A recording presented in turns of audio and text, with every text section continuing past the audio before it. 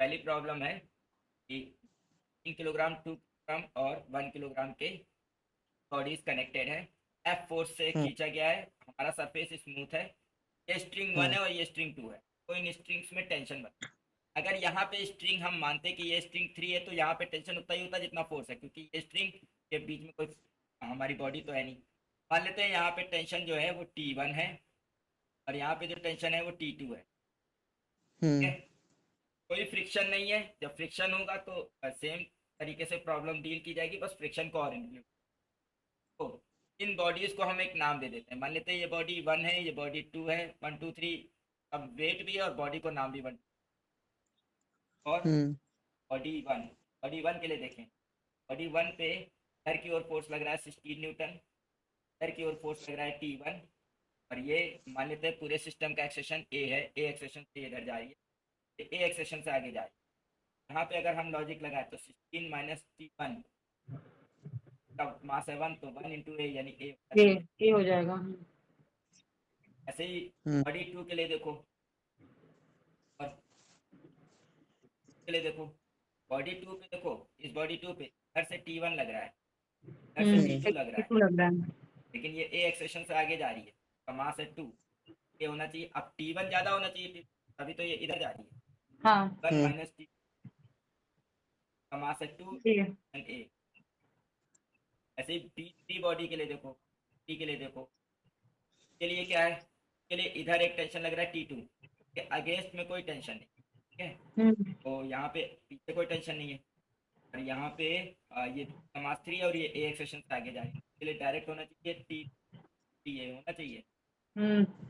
3 का अगर हम वन ऐड कर प्लस देंगे। प्लस थ्री करें तो हमें मिलेगा 6 से ही मिलेगा, इक्वल टू, और देखो T1 का जाएगा और T2 रहेगा, हम्म।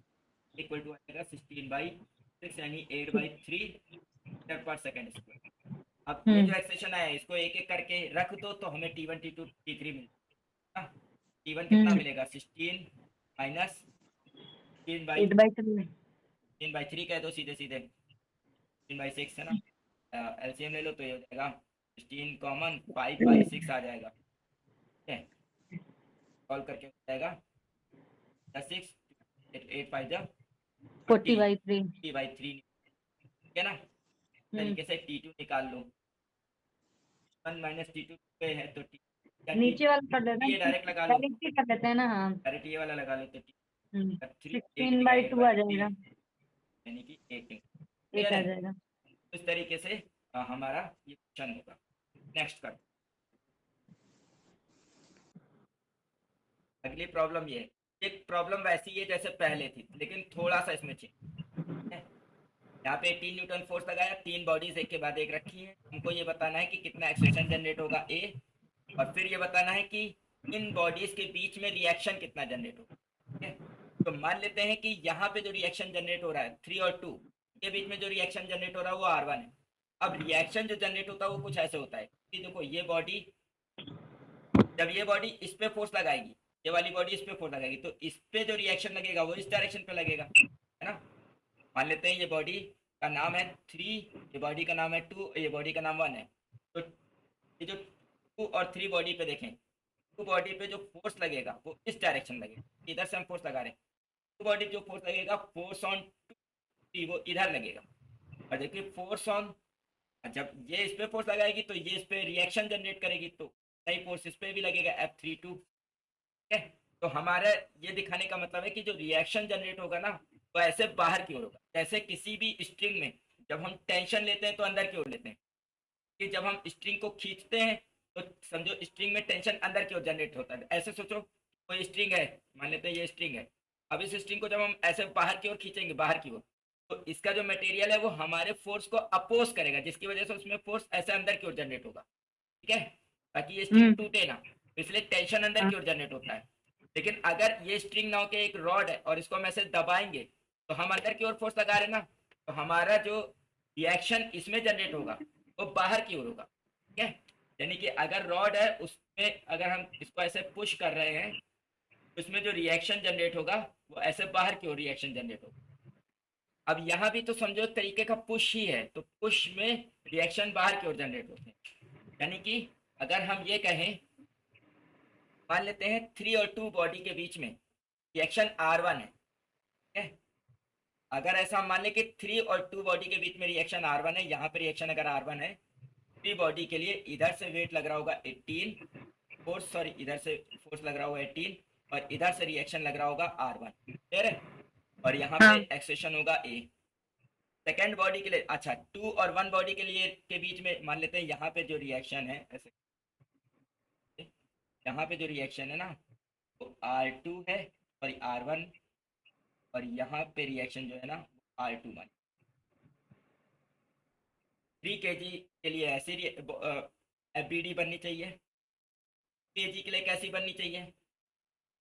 केजी के लिए देखो 2 केजी के लिए इधर से R1 लग रहा है और इधर से R2 लग रहा है, ए एक्सेशन से इधर जा रही है। केजी के लिए एफबीडी ऐसा बनना चाहिए बॉडी डायग्राम। और 1 केजी के लिए देखो सिर्फ एक रिएक्शन इधर से लग रहा है R2 और एक्सेशन ए है। 1 केजी के लिए एफबीडी ऐसी बनी। अब इन सब के लिए इक्वेशन लिखते हैं। तो पहले के लिए इक्वेशन क्या बनेगी? 18 फोर्स ज्यादा होगा, R1 माइनस 18। नहीं 18 माइनस R1, क्योंकि 18 ज्यादा होगा तभी तो इधर की ओर बॉडी जा रही। अच्छा हाँ sorry. 18 minus R1 equal to 3A। फिर इस बॉडी के लिए इक्वेशन क्या बनेगी? R1 minus R2 equal to 2A, ठीक है। और फिर इसके लिए क्या लिख मिलेगी? R2 equal to, R2 equals to A। अब ये बिल्कुल लास्ट इक्वेशन की तरह हो गया, बस यहाँ पे वहां पे टेंशन था तो डायरेक्शन अलग थी, यहाँ रिएक्शन है तो डायरेक्शन अलग है, बस ठीक है। सबको ऐड करेंगे, जब हम सब 1 2 और 3 को ऐड करेंगे तो क्या मिलेगा? 18 इक्वल्स टू 6 है। 18 इक्वल टू 6 है, ये आ जाएगा हमारा 3 मीटर पर, हमने 18 लिया। अब ये वैल्यू एक एक करके इसमें रखेंगे तो हमें, तो यहाँ पे ए की वैल्यू रखेंगे तो R1 मिल जाएगा, यहाँ से R2 मिल जाएगा, और ऐसे करके। R2 3 मीटर वाला हो जाएगा। क्लियर है कि नहीं क्लियर है? अच्छा ये क्वेश्चन कभी कभी ऐसे भी आता है, आसान है, कभी कभी ऐसे आता है कि अगर 18 न्यूटन इधर से लगाते तो 3 और केजी के बीच में जो रिएक्शन जनरेट हो रहा है वो, और अगर यही फोर्स इधर से लगाते तो 3 और केजी के बीच में जो रिएक्शन जनरेट हो रहा होता वो, उन दोनों का रेशियो पूछ लेता, या ये कह देता कि क्या ये फोर्सेस इक्वल होते हैं या नहीं इक्वल होते हैं, ऐसा करके। क्लियर है? हाँ ओके, तो इसको एक बार खुद से भी ट्राई करके देखना, क्वेश्चन सेम करना कि इस फोर्स को इधर की बजाय इधर लगाए तो क्या रिएक्शन सेम आएगा। ठीक है, अच्छा आगे ठीक बढ़ो। है। करो। तो यहाँ पे क्या किया है, ओ के अबाउट इस सिस्टम को रिवॉल्व किया गया है। यहाँ पे 3 मासेस हैं, एक है ये, तीनों इक्वल मास है और तीनों इक्वल लेंथ में। हमको बताना है कि इन जो स्ट्रिंग्स हैं, ये पार्ट और ये पार्ट, इसमें कितना टेंशन क्रिएट। मान लेते हैं इसमें टेंशन क्रिएट हो रहा है T1, यहाँ टेंशन क्रिएट हो रहा है T2 T2 और यहाँ टेंशन क्रिएट हो रहा है T3, T3। ठीक है। अब देखो जब ये सिस्टम रिवॉल्व करेगा, ठीक है, तो हर एक पे ऐसा होगा ना कि ये सिस्टम पूरा पूरा पूरा ऐसे रिवॉल्व करके आएगा, ऐसे आगे की ओर। हाँ तो मान लेते हैं इसके रिवॉल्व करने के एंगुलर स्पीड ओमेगा है, थोड़ी देर के लिए अपनी तरफ से मान लेते हैं, क्योंकि एंगुलर स्पीड हर जगह सेम रहेगी, ठीक है, इसलिए हम एंगुलर स्पीड मान रहे हैं। क्योंकि देखो v इक्वल टू होता है r ओमेगा, तो वेलोसिटी हर जगह डिफरेंट होगी, इस पॉइंट के लिए v कुछ और होगा, एल आर कुछ और है, तो यहाँ पे v कुछ और होगा, यहाँ पे v के लिए r कुछ और है, ठीक है।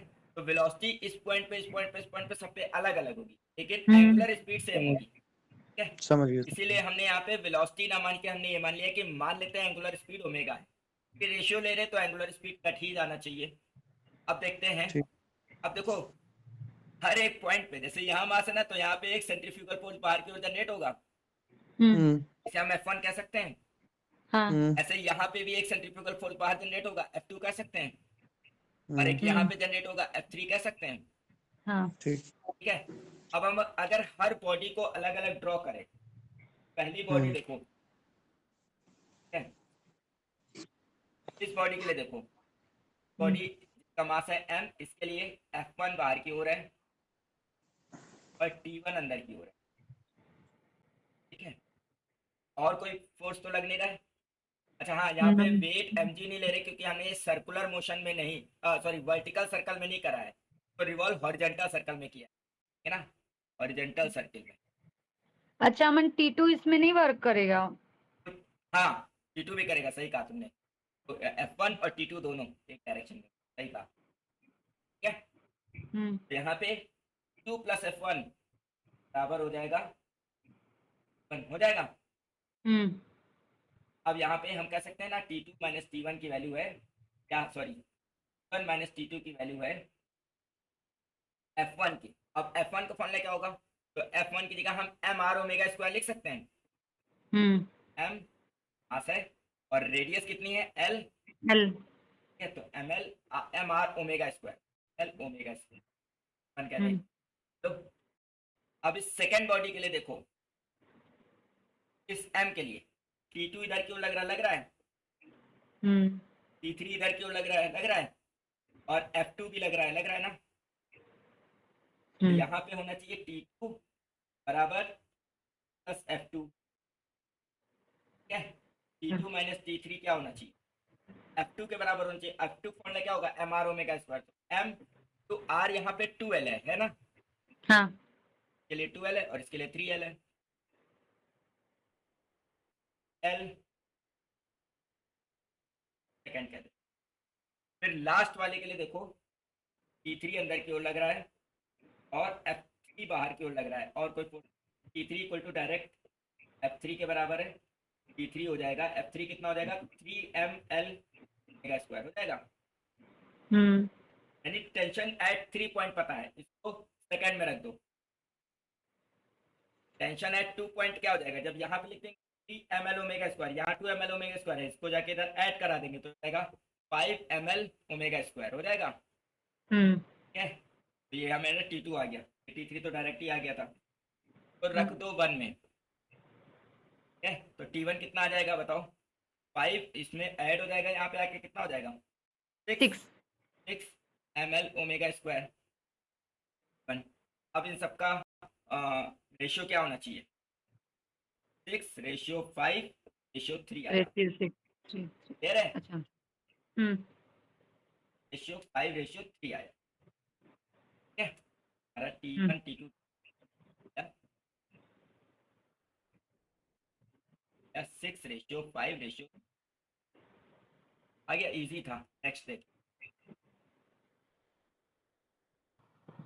ये क्वेश्चन है कि दो मासेस हैं M1 M2, दोनों का साइज सेम है, ठीक है, दोनों की रेडियस R है, लेकिन मास अलग अलग है। दोनों को अगर हम एक कॉमन पॉइंट से हैंग करते हैं L लेंथ की स्ट्रिंग से, तो हमें बताना है कि ये जो M2 मास है, इसके सेंटर से जाने वाली जो स्ट्रिंग है, वो वर्टिकल से कितना एंगल बनाएगी। देखो, अगर ऐसा होता, तीन केसेस हो सकते हैं। मान लेते हैं अगर M1 भारी होता और M2 हल्का होता, ठीक है, तो यहाँ पे जो M1 और M2 मान लेते हैं इनके सेंटर्स हैं C1 C2, C1 C2 को ज्वाइन करने वाली जो लाइन होती है ऐसी होती, M1 भारी M2 ऐसी लाइन होती ना, M1 यहाँ पे हम्म होता और C2 यहाँ पे कुछ है, हो जाता ना, मतलब हम्म यहाँ पे ये ऐसे टिल्ट हो जाता। अगर M1 M2 दोनों बराबर होते हैं तो ये C1 C2 को ज्वाइन करने वाली लाइन स्ट्रेट होती, हॉरिजॉन्टल होती, ठीक है। और ऐसे ही अगर M2 बड़ा हो और M1 छोटा हो तो ये लाइन ऐसी होगी कुछ, ठीक हम्म है, ऊपर होगा और C2 जो वेट ज्यादा होगा उधर से वो पुश करेगा, दूसरा ऊपर की ओर उठे, ठीक है। हम्म तो चाहे देखो, ये वाला तो केस डेफिनेटली नहीं है क्योंकि बराबर कहा नहीं गया है। अगर बराबर कहता तो जो कॉमन पॉइंट है, तो ये ऐसे स्ट्रिंग है, तो जो भी एंगल ये थीटा होता, और क्योंकि ये बराबर होते तो इसका सेंटर ऑफ मास सी बिल्कुल बीच में होता, ये जो लाइन बनती तो ये एंगल कितना आता, θ/2 आता, ठीक है। लेकिन यहाँ पे ये θ/2 नहीं आ रहा है, ये मासेस अलग अलग है, तो चाहे ये केस हो और चाहे ये केस हो, दोनों में से कोई भी केस हो, क्वेश्चन एक जैसे सॉल्व होगा। चलो, तो एक केस लेते हैं, थोड़ी देर के लिए मान लेते हैं कि M1 बड़ा है और M2 छोटा है। तो उस केस में जो सेंटर्स हैं वो हमारे कुछ ऐसे दिखेंगे, C1 नीचे होगा और C2 ऊपर होगा, ठीक है। और यहाँ पे ये हमारा कॉमन पॉइंट है O, मान लेते हैं कॉमन पॉइंट है O, मैंने ज्वाइन,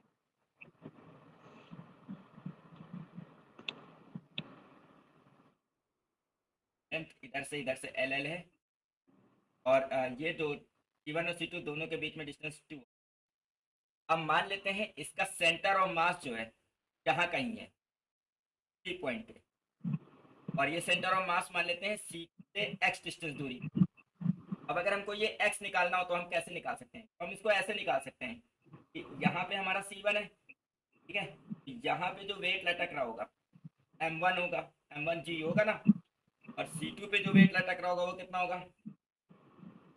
M2G। M2 ठीक है, अब यहाँ पे जो है हम क्या कर सकते हैं कि देखो, जब बॉडी ऐसे पे आएगी इक्विलिब्रियम पे, तो सेंटर ऑफ मास के about total moment of weight of force zero होता है। ठीक है, एक्चुअल में सेंटर ऑफ मास को निकालने का कॉन्सेप्ट ये है, सेंटर ऑफ मास के about total moment of weight zero होता है।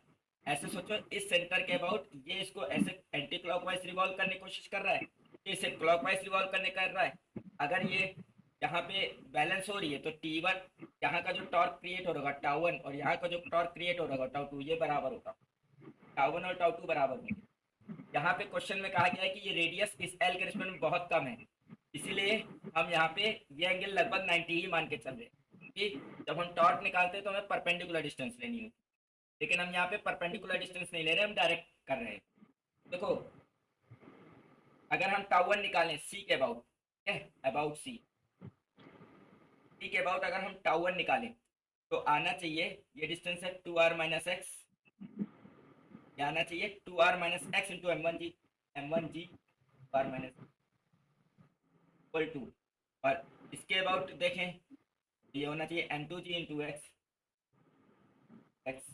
यहाँ G कट जाएगा, R M1 minus M1X equal to M2X आएगा, तो इधर ले आओ, x इक्वल टू आ जाएगा 2r M1 by M1 plus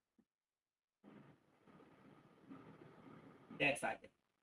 अब जब ये x आ गया, अब तुम ध्यान से देखो, इसी में रख के चेक भी कर सकते हो, अगर M1 और M2 दोनों बराबर होते हैं, M मान लो, तो यहाँ भी M होता है, यहाँ भी M होता है, M प्लस M क्या हो जाता है 2M, और ऊपर भी M होता है, M कट जाता है, और 2 भी कट जाता है, नहीं x इक्वल टू r आ जाता, x इक्वल टू r, यानी ये टोटल डिस्टेंस 2r है, बराबर x distance. Equal to r यानी बिल्कुल सेंटर पे आ जाता है, सेंटर है, आता ना, हाँ ठीक है। अब हमको क्या करना है, ये अब देखो जो सेंटर होगा सी पे, ये मतलब वही, देखो अगर ये सेंटर है सी और ये पॉइंट है पाइवोशन का, तो ये जो लाइन होगी ना, यही बिल्कुल वर्टिकल होगी ना, ये लाइन बिल्कुल क्या होगी, वर्टिकल होगी, और ये एंगल थीटा निकालना है। अब क्योंकि यहाँ पे ऑलरेडी इसने कह दिया है कि ये r बहुत कम है l के रिस्पेक्ट में, इसलिए इस एंगल थीटा को निकालने के लिए हम साइन थीटा टैन थीटा कुछ नहीं लगा रहे, एंगल का फॉर्मूला होता है theta equal to arc x upon length l, है ना। हाँ आर्क x कितना आया है, ये आया है r m1 बाई, और ये कितना आया है l, लिख लेते हैं 1 प्लस l, और कितने एंगल पे ये वर्टिकल से कर रही होगी। क्लियर है? अगला क्वेश्चन तो ये क्वेश्चन है कि एक रोप है जिसका मास दिया हुआ, अभी तक के जितने क्वेश्चन थे उसमें स्ट्रिंग मासलेस मान रहे थे, और ये यूनिफॉर्म थिकनेस की है, ठीक है। हमको ये बताना है कि क्या इसमें टेंशन हर जगह सेम होगा, तो आंसर है नहीं, सेम नहीं होगा, ठीक है। क्या अभी हम टेंशन निकालेंगे और अगर वो सेम आ रहा होगा तो खुद ही दिख जाएगा कि सेम है, ठीक। तो मान लेते हैं कि ये एंड से एक्स डिस्टेंस दूरी पर हम टेंशन निकालना चाहते हैं इस पॉइंट पे, थोड़ी देर के लिए मान लेते हैं कि हम यहाँ से x डिस्टेंस दूरी पर टेंशन निकालना चाहते हैं कि इस पॉइंट पे कितना टेंशन है, और उस टेंशन को हम मान रहे हैं t। जाहिर सी बात है, हम टेंशन हमेशा अंदर की ओर मानते हैं, तो मान लेते हैं यहाँ पे जो टेंशन जनरेट हो रहा है t ऐसे अंदर की ओर जनरेट हो रहा है। क्लियर है? ठीक। अब हम इस प्रॉब्लम को ना रिड्यूस कर लेंगे, क्योंकि हमें इस पॉइंट पे टेंशन बनाना है, तो हम ये मान सकते हैं कि यहाँ पे एक ब्लॉक है, ठीक है, यहाँ पे एक स्ट्रिंग है, और यहाँ पे एक और ब्लॉक है, और इस स्ट्रिंग में टेंशन T निकालना है। इधर फोर्स F1 लग रहा है, इधर फोर्स F2 लग रहा है। हमने क्या किया, जिस पॉइंट पे हमको टेंशन निकालना था वहां पे एक हमने मासलेस स्ट्रिंग मान ली, इधर वाले रोप के हिस्से को एक ब्लॉक मान लिया, इधर वाले रोप के हिस्से को एक और ब्लॉक मान लिया। अब ये जो इस रोप, इधर का जो रोप का हिस्सा है, इसका मास कितना होना चाहिए, तो टोटल मास अगर m है तो इसका मास होना चाहिए मास per unit length m by, मान लेते हैं टोटल लेंथ इसकी l है, तो m by l into distance कितनी है x, ठीक है। तो इसका मास कितना होना चाहिए m x बाई l, ऐसे इसका मास कितना होना चाहिए m, और इसकी लेंथ है l minus x, m by L, ये मास पर यूनिट लेंथ हो गया, और इसकी लेंथ है l माइनस एक्स, तो इसका मास होना चाहिए m by L into L minus x. और मान लेते हैं किसी एक डायरेक्शन में मान लो कोई भी एक फोर्स ज़्यादा या कम होगा, ठीक है, कि अगर इधर फोर्स अनइवन लग रहे हैं तो ये रोप मूव कर ही रही होगी, तो मान लेते हैं ये इस डायरेक्शन में मूव कर रही है, थोड़ी देर के लिए मान लेते हैं t2 ज़्यादा है। तो अगर हम इस ब्लॉक के लिए देखें, इस ब्लॉक के लिए नई बॉडी ए एक्सेशन से आगे जा रही होंगी, तो इस ब्लॉक के लिए देखें तो क्या कंडीशन होनी चाहिए, T minus F one equal to M X by L into A होना चाहिए। और इस ब्लॉक के लिए देखें तो होना चाहिए T two minus, sorry F two है, F two minus equal to M L minus X by L into A, and क्या देते हैं। अब क्योंकि हमें टेंशन ही सीधे सीधे निकालना है, तो हम ए पहले ना निकाल के सीधे सीधे टेंशन ही निकाल लें। हम क्या कर रहे हैं, 1 को 2 से डिवाइड कर दे रहे, क्या होगा, minus F one upon F two minus T equal to, जब हम डिवाइड करेंगे तो ए कट जाएगा, एल एल कट जाएगा, एम कट जाएगा, X upon L minus X. तो हम सॉल्व करेंगे, T into L minus X, L minus T X minus F one L plus F one X आएगा F two X minus T X, ये T X और ये T x cut जाएगा, ठीक है, और बाकी जो भी बचा वो सबको उधर भेज दो, टी एल इक्वल जाएगा एफ टू एक्स और minus F one x F two X minus F one x plus F one L, ठीक है। और पूरे में एल से अगर हम डिवाइड कर दें, टेंशन जो बनना चाहिए क्या, यहाँ पे लिखो, एल से डिवाइड कर दे रहे तो यहाँ पे x कॉमन होगा, टेंशन बनेगा F2 minus F1 bracket x by L, ठीक है, प्लस F1 बाई एल का जाएगा, तो केवल F1 अलग से, ठीक है।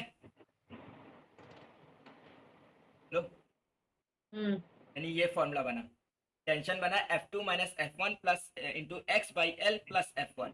डाउट है? नहीं, तो यहाँ तक के इसको मिटाते हैं, फिर आगे कर, ठीक, वाला पार्ट मिटा, टेंशन जो आया उसको फिर, टेंशन जो हमारा आया है x पॉइंट पे आया है अमन,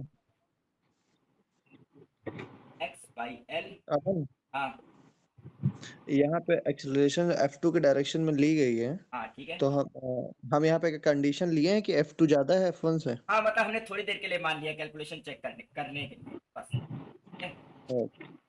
अब देखो, अगर F1 और F2 बराबर होता तो क्या होता, तो सिर्फ अगर F1 और F2 बराबर होता, अगर ऐसा होता केस, तो क्या टेंशन सिर्फ F के बराबर, मान लेते F,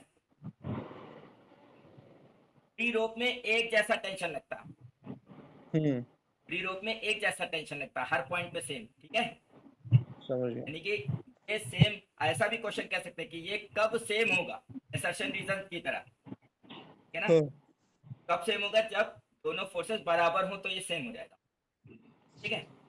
अब बोलो डाउट, नहीं सही, नहीं अब ठीक, ओके। अब अगर हम यानी कि अलग अलग x पे ये टेंशन अलग अलग होगा, हर जगह सेम नहीं होगा, है ना। अब x अगर जीरो ले ले यहाँ पे, तो जब ये जीरो लेंगे तो t इक्वल टू F1 हो जाएगा, देखो लिमिट्स लगाओगे ऑटोमेटिक सब कुछ आ जाएगा। अगर x जीरो कर दो तुम, तो जब तुम x जीरो कर दोगे तुम बिल्कुल इस पॉइंट पे आ जाओगे, और x को जीरो करो तो देखो t इक्वल टू F1 आ रहा है, यानी इस पॉइंट पे जो टेंशन लग रहा होगा वो F1 फोर्स लग रहा होगा।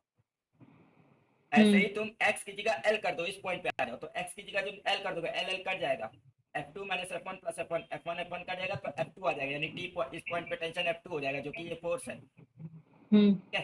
अब हम ये और चेक करना चाह रहे हैं कि इस कंडीशन से किस पॉइंट पे या कब टेंशन मैक्सिमम होगा, ठीक है। तो टेंशन मैक्सिमम देखो, पता है इसमें क्या हो रहा है, यहाँ पे टेंशन मैक्सिमम कब होगा, हम अगर ध्यान से सोचें ठीक है। तो यहाँ पे तो इसको भी मिटा रहे हैं हम, ठीक पार्ट को। हमने पूछा था कि मैक्सिमम टेंशन कहाँ पे है। अगर ध्यान से हम देखें, एट मान लेते ये पॉइंट ए था और ये पॉइंट बी था, तो ए पे टेंशन लग रहा है, ठीक है ना, तो F1 के बराबर लग रहा है, ठीक है। और बी पे जो टेंशन आ रहा है F2 के बराबर आ रहा है। और क्लियर हमने यहाँ F2 को ज़्यादा माना है F1 से, ठीक है ना। और टेंशन किसी भी पॉइंट पे जो T है, ये T टेंशन है, ये हमेशा F1 से तो ज़्यादा ही होगा, इक्वल, और F2 से कम होगा ना।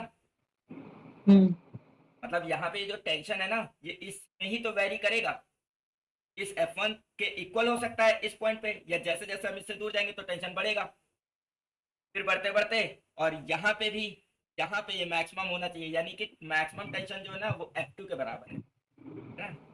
मैक्सिमम टेंशन यहाँ पे किसके बराबर है, F2 के बराबर अगर यहीं पे हम अपोजिट एज्यूम किए रहते तो फिर वो F1 के बराबर होता टी मैक्स।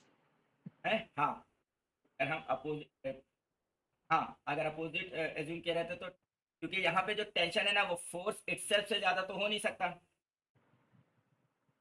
हो सकता है क्या।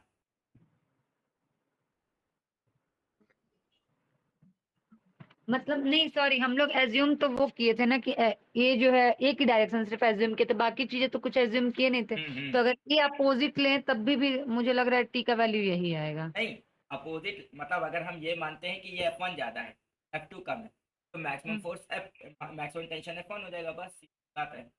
ठीक है। ठीक है, देखो इसी पे बेस्ड एक क्वेश्चन है। एक 5 किलोग्राम का ब्लॉक है, उसको किलोग्राम की रोप से खींचा गया है, 40 न्यूटन फोर्स लगा के, 1 मीटर इसकी लेंथ है। इस रोप के मिड पॉइंट पे टेंशन बताना है, सब कुछ स्मूथ है, ठीक है। तो जिस पॉइंट पे टेंशन बताना है वहां से हम इसको ब्रेक कर ले, तो इधर एक बॉडी हो जाएगी। देखो क्योंकि मिड पे ही बताना है, तो मास मिड पे इसके इधर आधा होगा, इधर आधा होगा। टोटल मास अगर 2 kg है तो इधर 1 kg होगा, इधर 1 kg होगा। और क्योंकि इधर 1 kg और ये 5, तो मिलकर 6 kg इधर हो गया। बीच में एक स्ट्रिंग हो गई जिसका टेंशन टी हमें पता करना है, और एक बॉडी यहाँ पे हो गई 1 kg की, ठीक है। और इस पे 14 न्यूटन फोर्स लग रहा है। थोड़ी देर के लिए मान लेते हैं ये ए एक्सेशन से आगे जा रही है, ठीक है। तो यहाँ पे कॉन्सेप्ट लगना चाहिए टी इक्वल टू 6 से, ठीक है। और इस बॉडी के लिए लगना चाहिए 3 minus T is equal to 1 a, यानी ए। अब टी की वैल्यू यहाँ पे रख लो, 3 minus 6 a equal to a, यानी 7 ए इक्वल टू 14। ए की वैल्यू आ गई 2 पर सेकंड स्क्वायर, ठीक है। और ये वैल्यू यहाँ वापस रख दो तो आ गया 12 न्यूटन। क्लियर है। इसी तरीके से छोट मतलब देखो कॉन्सेप्ट पता हो, फॉर्मूला नहीं याद है, कोई दिक्कत नहीं, बस फटाक से अमन, जो है जो बताया ना कट करो, वहां से मास लाओ, फ्री बॉडी डायग्राम बनाओ, खटाक से आंसर, ठीक है। हाँ। अमन, ओके जी सर बताइए। ये अब जैसे मिड पॉइंट पे निकालना था तुमको, है ना। हम्म। तो रोप का वेट 2 kg दिया गया है हाँ ना। हाँ, अब इसमें सेंटर ऑफ ग्रेविटी तो टू वही पॉइंट मिड पॉइंट पे एक्ट करेगी, वो वहीं पे वेट एक्ट करता है। सो तुमने 1 kg इधर 1 kg इधर कैसे डिवाइड किया, मतलब मतलब हम जिस कॉन्सेप्ट। पॉइंट पे भी हमको टेंशन बताना है, पॉइंट से हम बॉडी को कट कर देंगे। तो जब हम ठीक कट है। कर देंगे तो ये जो वन, अब इधर जो हाफ मीटर की रो बची, का वेट तो इसके मिड पॉइंट पे होगा ना, हाँ, अब उसका का ठीक वन, है। है ना। अब यहाँ पे जो भी स्ट्रिंग होगी जो यहाँ पे हिस्सा है, तो ये वन तो खींचना ही है, साथ साथ ये 5 भी खींचना है, यानी कि इसके इस पार्ट टोटल वेट 6 है। नहीं नहीं नहीं नहीं नहीं, जैसे ये 2 kg की रोप है तुम्हारी, हम्म, है ना। तो इसका टोटल वेट सेंटर पे एक्ट कर रहा है, जहाँ पे तुमने हाँ ब्लैक डॉट लगाया यहाँ पे है। हाँ। डाउनवर्ड एक्ट कर रहा हम्म, है ना।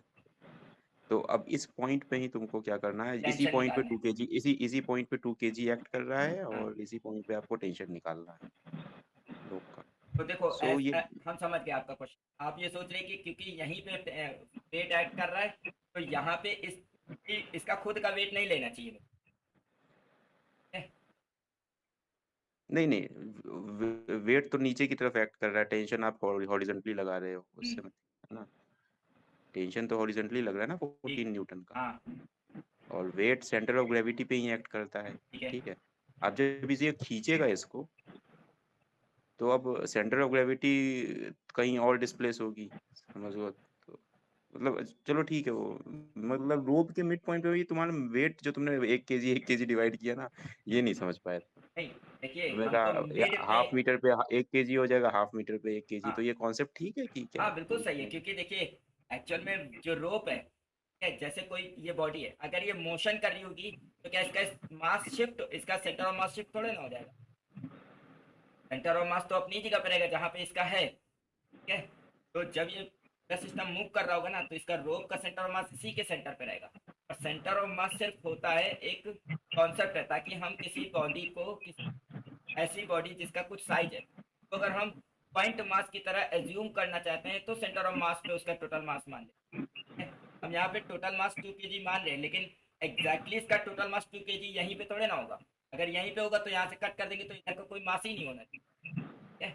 वही वही वही जो तुम कट करने वाला बता रहे थे, वही कह रहे तो हो। ऐसा नहीं है कि यहाँ पे हम कट कर देंगे तो इधर का मास नहीं होगा। हम जहाँ पे इसको कट कर रहे हैं वहीं से इस रोप के दो हिस्से हो गए, एक इधर हाफ मीटर, एक इधर हाफ मीटर। अब इधर जो हाफ मीटर है, जाहिर सी बात है क्योंकि यूनिफॉर्म रोप है, इधर हाफ मीटर का मास 1 kg इधर होना चाहिए और इधर 1 kg होना चाहिए।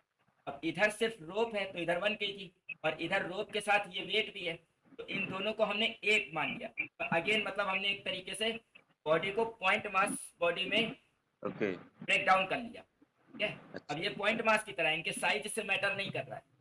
अच्छा। नेक्स्ट देखते हैं, अगला टॉपिक हमारा है फिजिकल बैलेंस।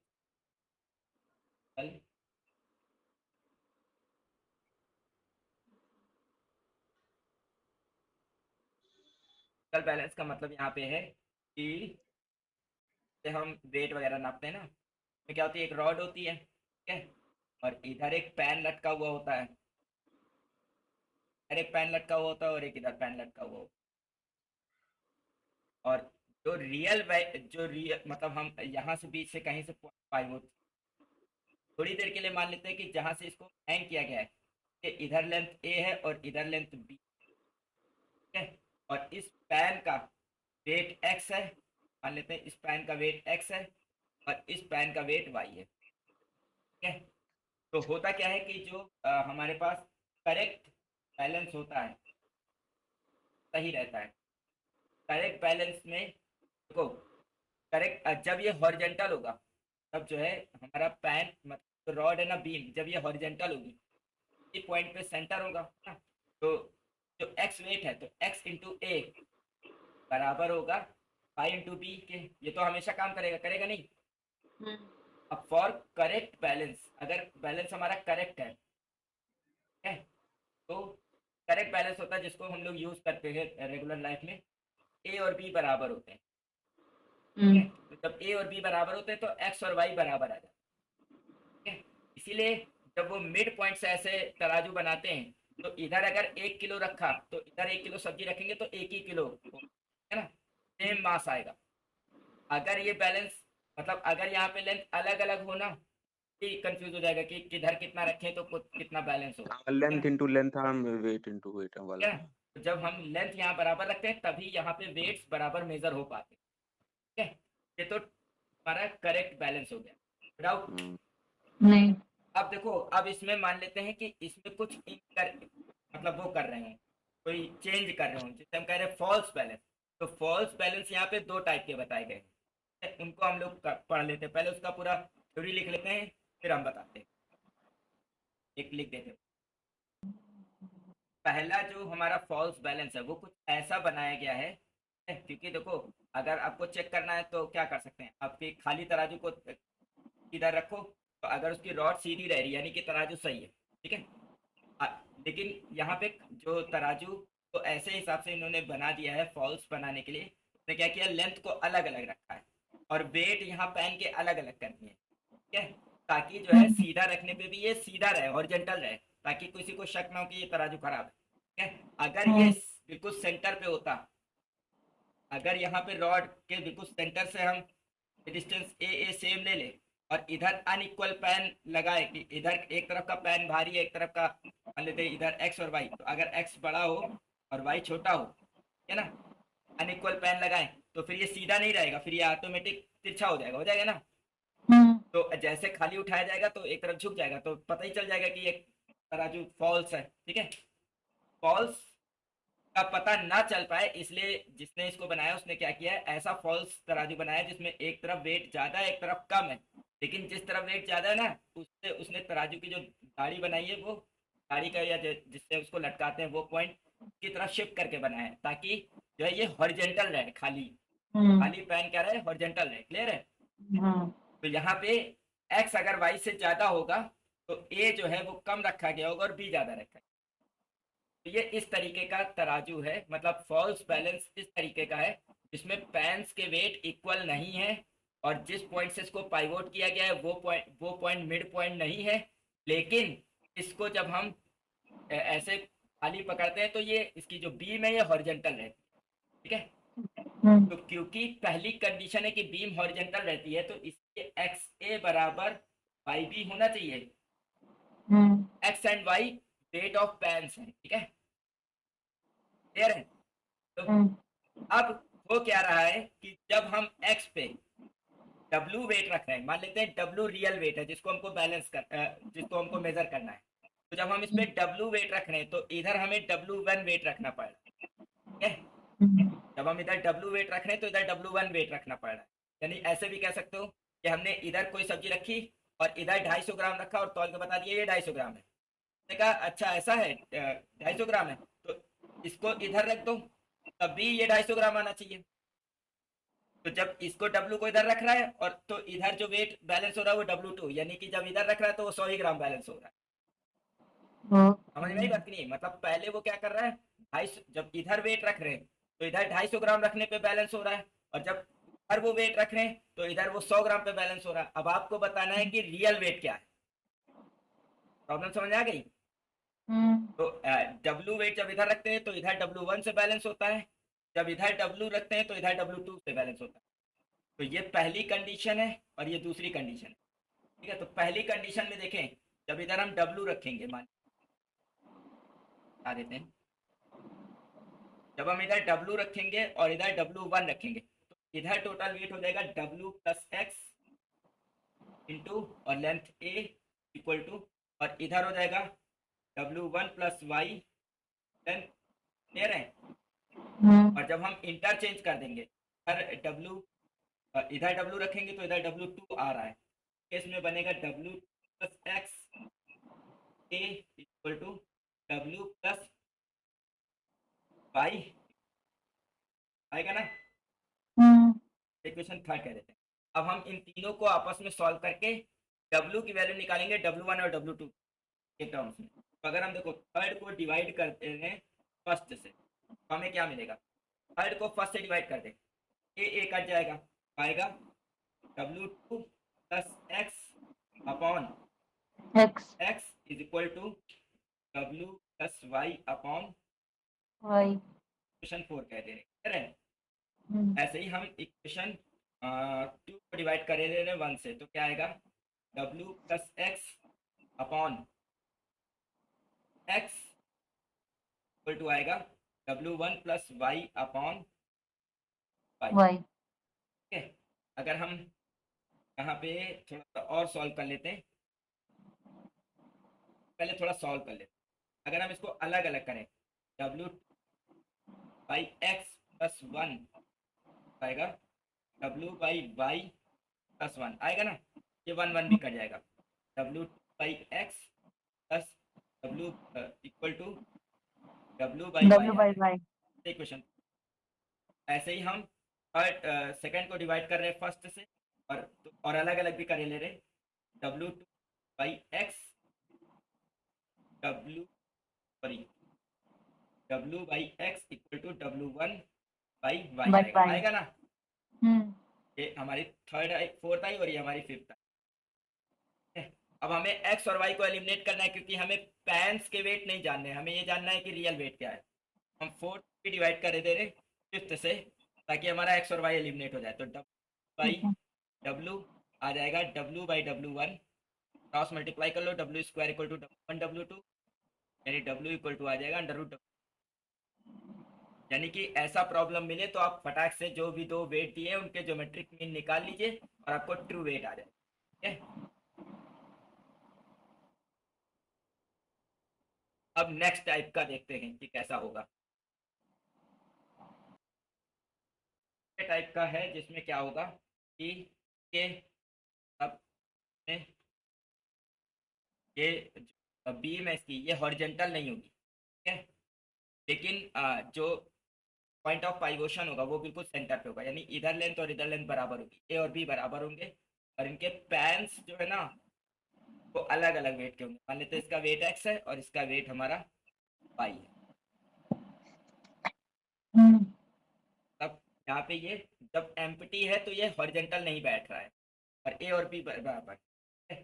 पहले केस में, तो इस केस में अगर हम यहाँ पे डब्ल्यू वेट रखते हैं तो इधर W1 से बैलेंस हो रहा है, और सेकेंड केस में जब इधर W रखते हैं तो इधर W2 से बैलेंस हो रहा है, ठीक है।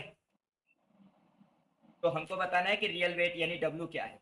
तो पहले केस में क्या होना चाहिए, W plus x is equal to W1 plus Y नहीं होना चाहिए, कि ए और बी तो ये तो बराबर ही है, तो सीधे सीधे पहले केस में हम ये कहते हैं X plus W into A equal to Y plus W1 into A, तो ए तो कट ही जाएगा, ठीक है। तो ये इक्वेशन बनेगी। यहाँ से हम कहें तो एक्स माइनस वाई की वैल्यू निकाल लेते हैं, क्या आ जाएगी, W1 माइनस W आ जाएगी, कह देते हैं। सेकेंड केस में क्या होगा, W plus x plus W2 बराबर हो जाएगा वाई प्लस W के। यहाँ से हम x माइनस वाई की वैल्यू निकाल लें तो आ जाएगी W माइनस W। सेकेंड, अब देखो दोनों ही x माइनस वाई बराबर हैं तो दोनों को भी बराबर होने, हम 1 एंड 2, 1 और 2 से हम ये कह सकते हैं कि W1 minus W minus W, ठीक है। W को इधर ले लो, इसको इधर ले लो, तो ये आ जाएगा W प्लस W बाई 2। यानी इन शॉर्ट हमें ये याद रखना है कि अगर जो हमारा फॉल्स बैलेंस है तो मिड पॉइंट से मतलब जो है वो किया गया है, तो अलग मतलब बनाया गया है, ठीक है। तो जो रियल वेट होगा वो जो दो फॉल्स वेट आ रहे उनका अर्थमेटिक मीन होगा। और अगर यहाँ पे ऐसे हिसाब से तराजू बनाया गया है कि जो हॉरिजेंटल रहता है जब उसको खाली तौलते हैं, ठीक है, और उसके पैंस अलग अलग लेंथ के हैं और उसका मिड पॉइंट भी सेंटर पे नहीं है, मतलब सेंटर पे उसको नहीं पाइवोट किया गया है, तो जो दो वेट्स अलग अलग मेजर होंगे जो कि फॉल्स वेट होंगे W1 एंड W2, जो रियल वेट होगा वो उन दोनों का ज्योमेट्रिक मीन यानी W equal to under root W1 W। ये दो फॉर्मूला, और ये अगर पूरा याद रहेगी तो डायरेक्ट क्वेश्चन हो जाएगा, अगर इसका सॉल्व करने की जरूरत। तो क्या करेंगे, जाएंगे जब सब्जी खरीदने तो ये सब अप्लाई करेंगे? नहीं, अब यहाँ कहाँ कौन तराजू की लेंथ में तो ऐसा करने हैं कि अब न्यूमेरिकल करने की कोई दिक्कत नहीं है, डायरेक्ट क्वेश्चन हो जाएगा, ठीक है। नेक्स्ट क्लास में हम लोग रॉकेट मोशन करेंगे, आज यहीं पे एंड करते हैं।